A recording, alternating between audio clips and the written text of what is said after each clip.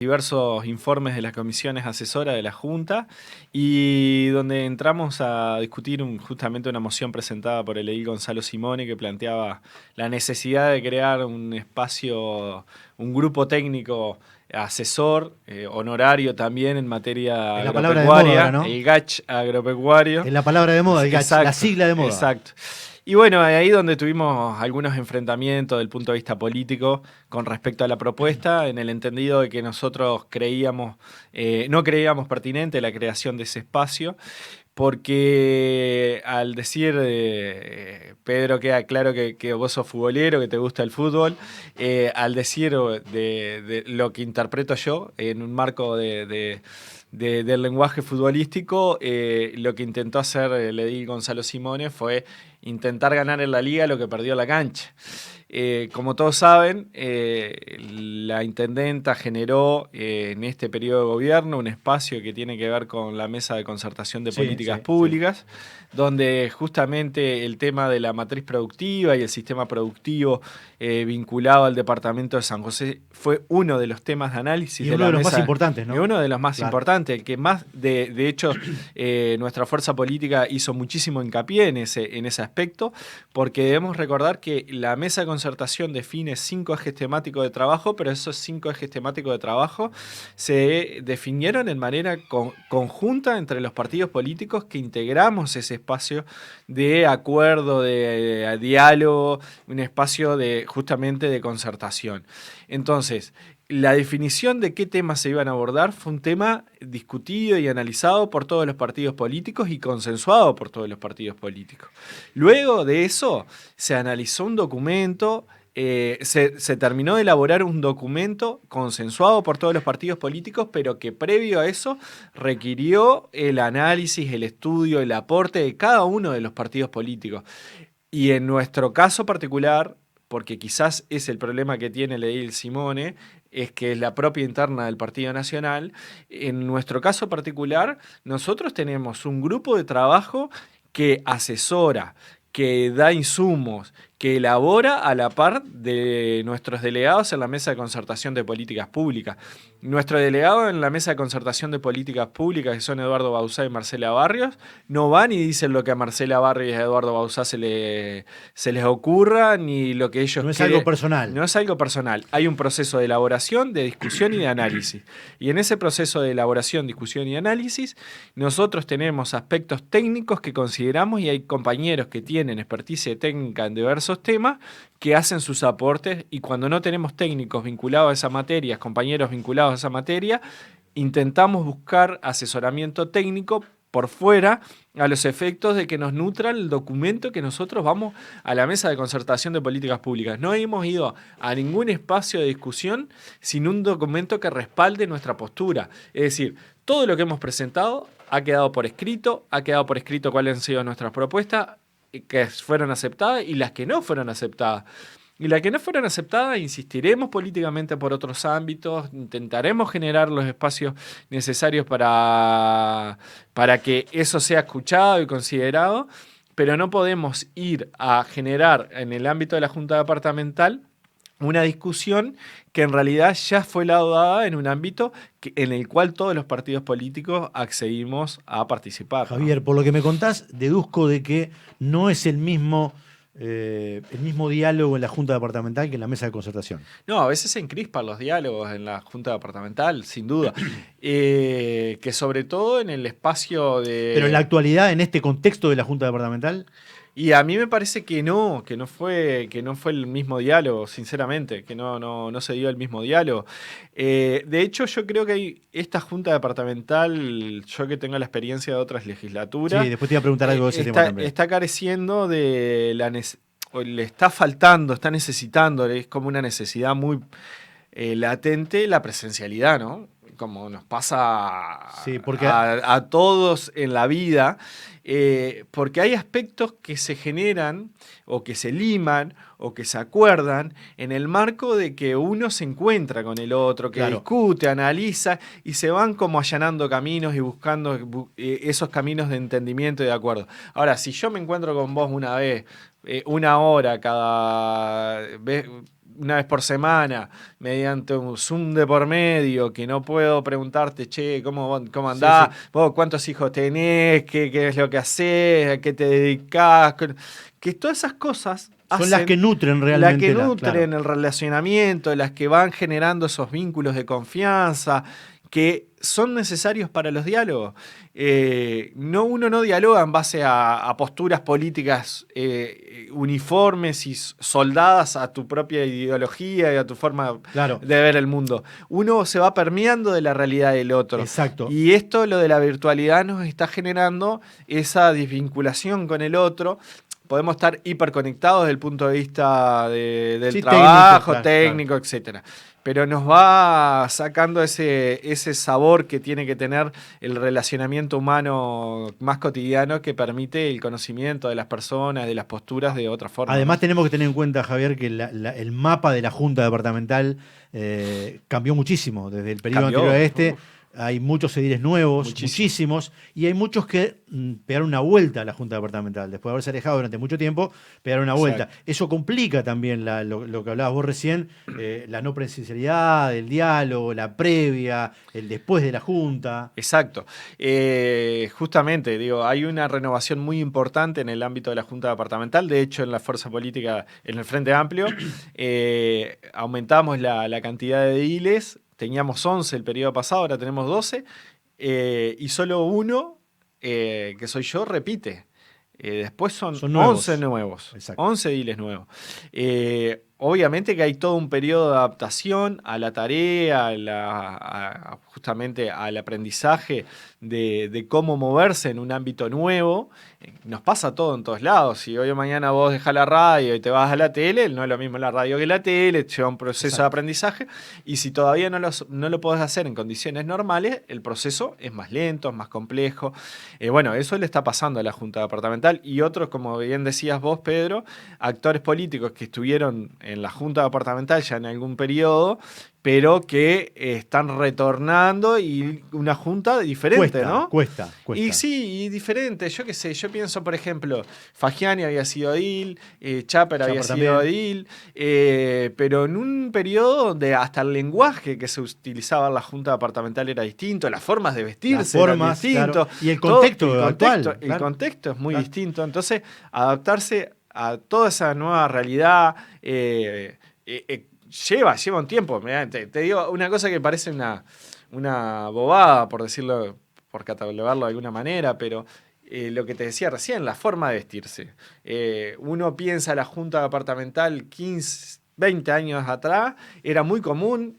La camisita y la corbata. Sí, la corbata, claro. Era casi impensable que no. Claro. El que no llevaba la corbata, no, indudable, era impensable una remera, ¿no? Impensada. Impensada una remera. Estamos de acuerdo.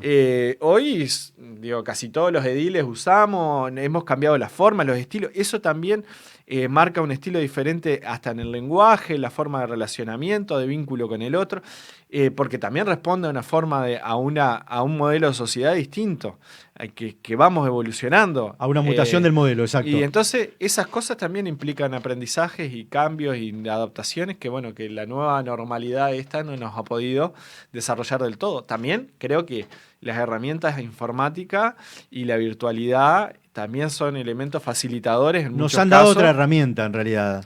Que hay que aprovecharla. Hay que aprovecharla. ¿Cómo es tu relacionamiento con la intendente municipal? Es buena. Porque por lo que deducimos y por lo que hemos conversado en estos días también con otros ediles y por lo que uno ve, percibe, sos un poco el referente del Frente Amplio dentro de la Junta Departamental.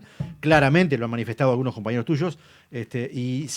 Hay un relacionamiento puntual, personal, digamos, entre el líder de la Junta Departamental, que sos vos, con la intendenta. Sí, yo tengo muy buena relación con Ana Bentaberri, que la hemos construido en el largo de este proceso de 10 años en la Junta Departamental. Yo, antes de asumir a la Junta y antes de que ella fuese secretaria general, la verdad no la conocía, no tenía relacionamiento con Ana. Y en el transcurso de estos 10 años, por diversas actividades que hemos coincidido, hemos generado un vínculo y una relación de mucha confianza. Tanto es así que el periodo pasado ella me invita a participar, una invitación casi inducida, porque en el momento yo creo que ya lo he hecho, este cuento ya lo he hecho en más de una oportunidad, pero vale la pena. La audiencia va cambiando siempre. Y vale la pena siempre hacerla, la aclaración, o el relato más bien. Cuando el periodo pasado nosotros estábamos analizando y discutiendo el presupuesto quinquenal, nosotros en el estudio de ese presupuesto visualizamos que una de las propuestas a desarrollarse era la escuela de gobernanza. A mí particularmente y por formación profesional me interesan los temas de descentralización y de participación ciudadana. Perdón, pero me atoré con el mate, ¿no? Y cuando estaba mirando la propuesta vinculada a la generación de ese espacio, me pareció algo relevante, importante para el departamento, y que si se encaraba de manera seria era muy beneficioso para el departamento de San José.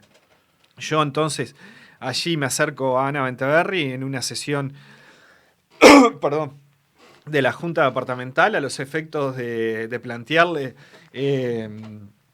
la inquietud de que me parecía una buena propuesta y en lo que podía ser útil me ponía a disposición, y llegado el momento la intendenta, perdón, capaz no tiene un vaso de agua. Un vasito de agua capaz que tenemos. Javier, pero te voy no, porque es relevante el tema.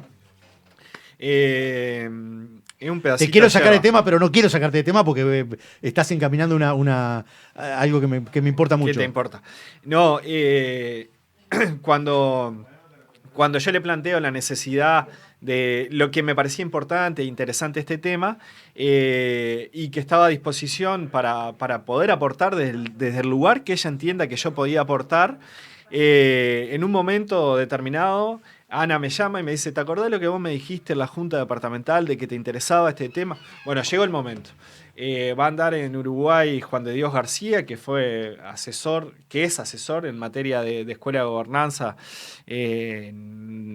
para la intendencia, y me dice: me gustaría que te juntes con él a ver de qué forma te podés enmarcar vos para aportar, para pensar desde este espacio, de generar esto que hablábamos de políticas de participación, de participación ciudadana y de proyección de un San José distinto de cara de acá a 20 años, ¿no? No estamos pensando en un proceso corto, estamos pensando en un proceso de largo aliento, de cambios de formas de relacionamiento entre la comunidad y de diálogo entre los actores sociales y políticos y de diversa índole, empresariales también, que componen el sistema de actores. Y bueno, me gustaría que puedan conversar. Formar parte. Y fue ahí que empezamos a trabajar y que desde ese espacio empezamos a tener niveles de confianza.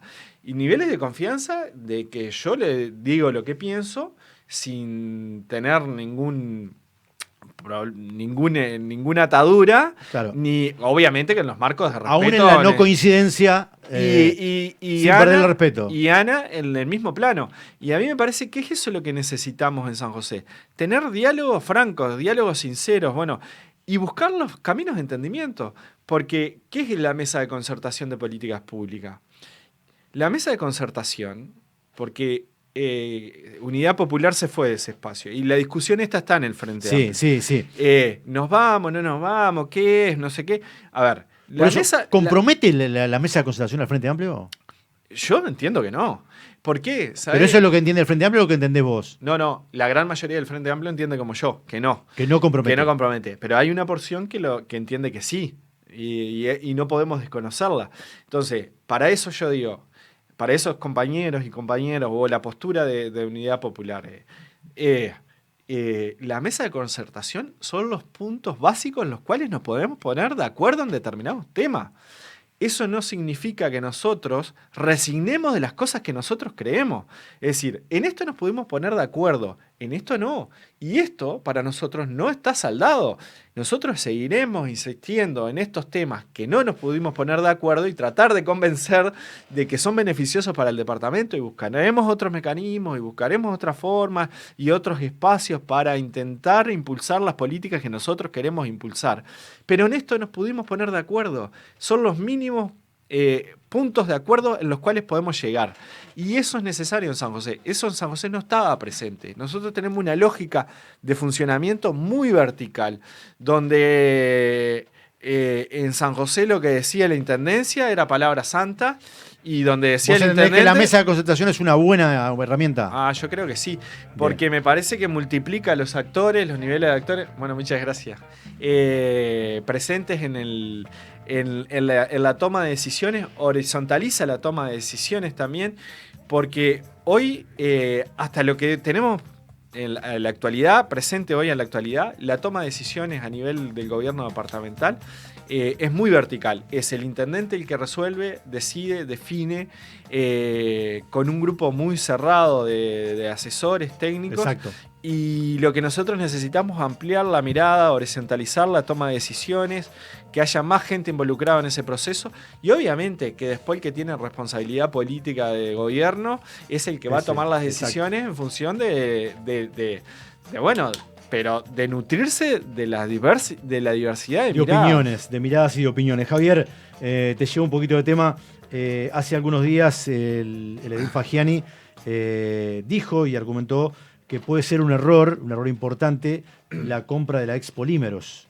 Un tema que ha estado ahí en la mesa también, que ha estado dando vuelta. ¿Cuál es tu opinión al respecto? Bueno, en este plano tengo que decir que tengo una opinión personal, porque la fuerza política en sí lo hemos tratado el tema, pero no se ha resuelto ni se ha tomado una postura orgánica de nuestra fuerza política.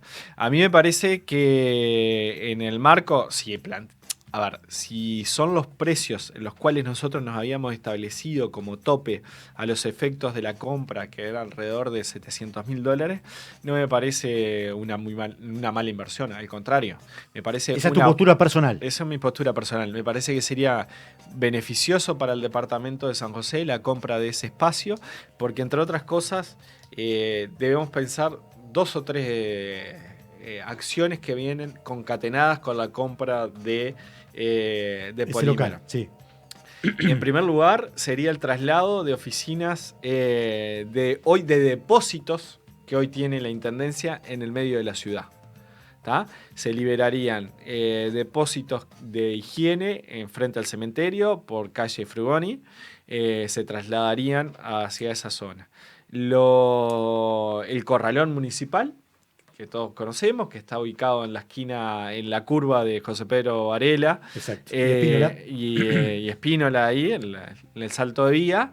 Eso también se trasladaría a Polímeros, lo que liberaría espacio físico para la generación de otros emprendimientos, que según lo manifestado por la intendenta en su momento, son tierras que se destinarían a el sistema cooperativo de vivienda.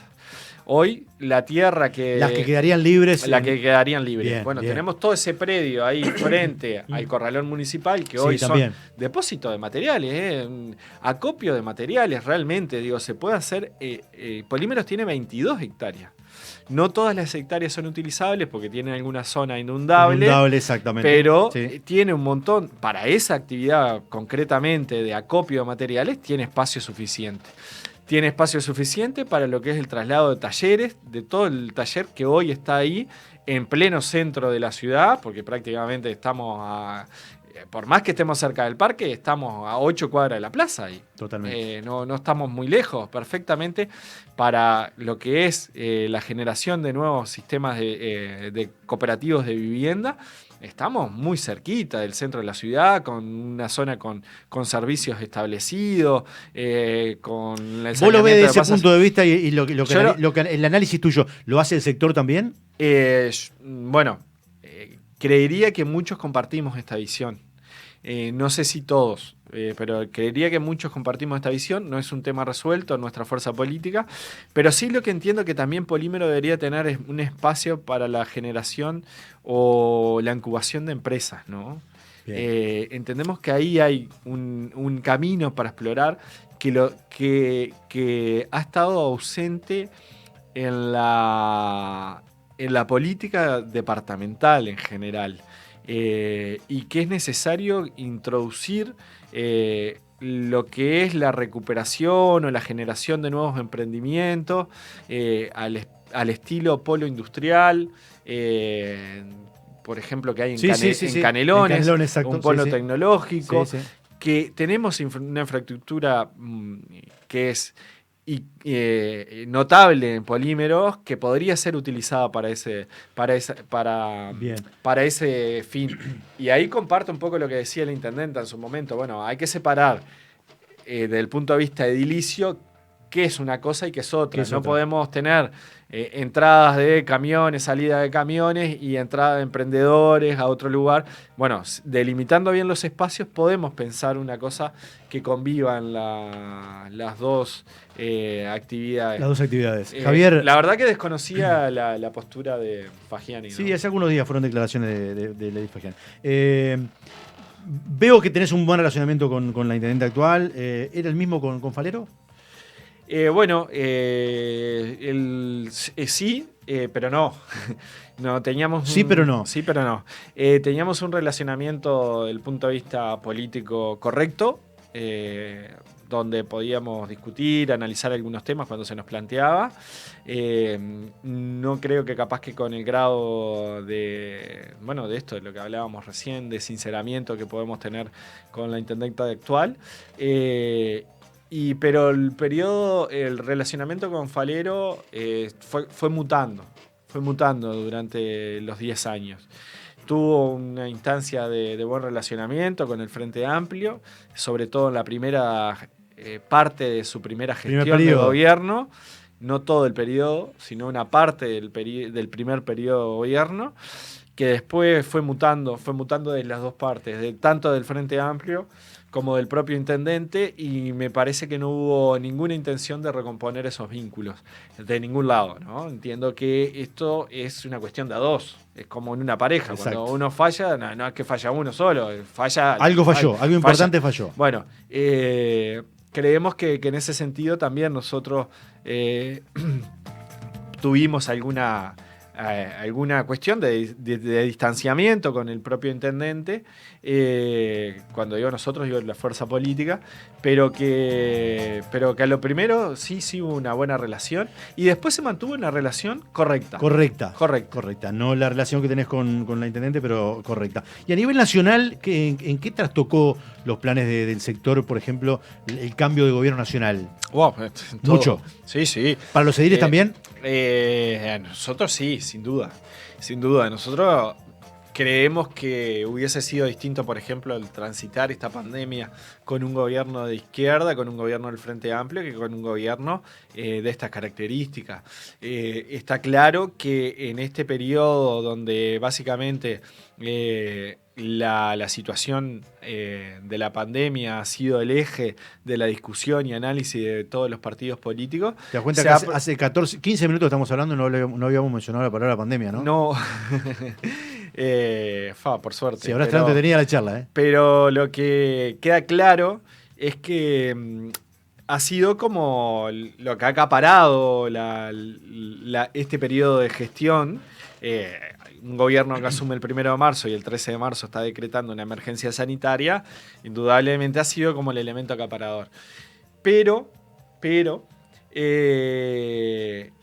se ha aprovechado estas instancias de pandemia, o en realidad aprovechado, quizás no sea la palabra, claro, sí. Para igual desarrollar el plan de gobierno que se tenía pensado. No anuló la política. La situación de pandemia no anuló los planes de gestión política que tenía el gobierno. Sí, más allá de que no se pueden realizar como en una situación normal, ¿no? No se puede. No es lo mismo. No es lo mismo.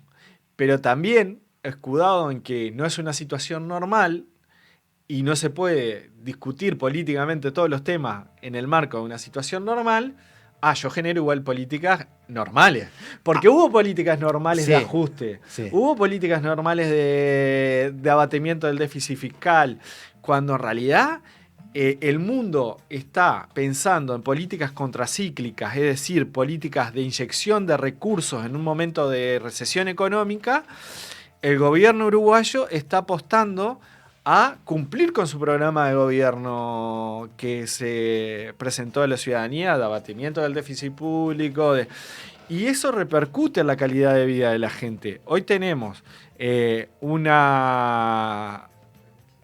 aumento en la cantidad de personas en los niveles de pobreza. Aumentó 100.000 personas en la pobreza, ¿no? Hace poquito días hablábamos de los números acá, eran alarmantes. Mirá, un dato que a mí me chocó muchísimo, que tiene que ver con el departamento de San José.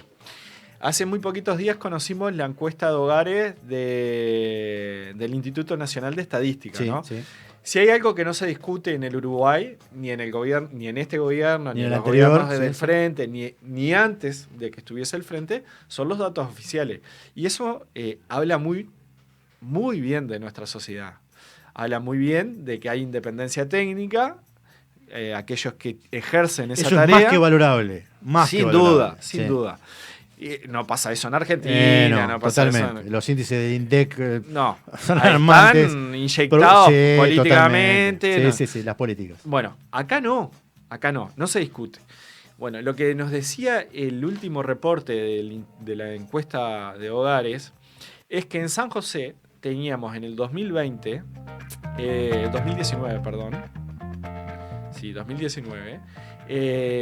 un 2 y poquito de % de pobreza. Ese 2 con poquito % de pobreza pasó a 7 y poco. Eso hablaba de que eran 2.000 personas en la pobreza en el 2019. 2.000 personas. 2.600, una cosa así. En el 2020 nos marca que hay 8.000 y pico personas en la pobreza. Es decir, aumentó en 6.000 personas en San José. Sí, aumentó a nivel general. Aumentó a nivel general, país. Pero en San José aumentó por sobre la media. Aumentó un 200 y pico %. A ver, le pasó a todos los departamentos. En 2020 subió al 11.6. Eso supuso que 99.953 personas cayeron en la pobreza y totalizaba 409.596 personas en esa situación. Nosotros estamos hablando de 2020. Sí. Nosotros estamos por debajo del nivel del índice general país. San José está por debajo de eso. Pero estaba en un 2 con algo. Y pasamos a un 7 con algo. El aumento en cantidad de personas es mucho. Y eso pasó en muchos departamentos que tenían índices de pobreza muy bajos, donde el despegue es alto. A ver, yo me quiero comparar conmigo mismo. No me quiero comparar con el otro, con el vecino, porque las condiciones son otras, porque... Totalmente. Entonces me parece que es necesario hacer esos análisis. Y acá no estamos prejuzgando, ¿no? Lo que estamos diciendo son datos de la realidad. Podemos elegir abordarlo junto o no abordarlo. Y esa es la gran diferencia que nosotros hoy tenemos. Y que para llevarlo un paralelismo de lo que está pasando a nivel nacional y lo que está pasando a nivel local. El Frente Amplio, por esto es lo que me planteabas de si valoramos o no valoramos los espacios como la mesa de concertación. El Frente Amplio, desde que comenzó la pandemia, el 13 de marzo del año pasado, le está diciendo al presidente, mire, usted le costó muchísimo llegar acá, porque tuvo que elaborar su trayectoria personal, política, para ser el presidente de todos los uruguayos y desarrollar el programa de gobierno que usted quería, pero no le está tocando condiciones normales de desarrollo de la política. No es normal lo que está pasando. No. Entonces, necesitamos generar, y termino con esto, un espacio de diálogo en el cual todos apoyemos y todos nos columnemos detrás de determinadas políticas. Esos espacios de diálogo implican ceder. Yo como Frente Amplio, posturas históricas, un montón de cosas en función de determinados planteos que vos vas a hacer e implican que vos cedas también. Se ha optado por no ceder. Sin embargo, en San José nosotros hemos encontrado la generación de estos espacios de diálogo y de concertación que son necesarios. Entonces, sería oponernos a generar esos espacios de diálogo cuando desde nuestra fuerza política a nivel nacional los estamos reclamando y ya a esta altura clamando. para mí sería un error político muy grande si en San José no lo Bien, se nos no fue el tiempo volando, 20 minutos pasan las 10 de la mañana.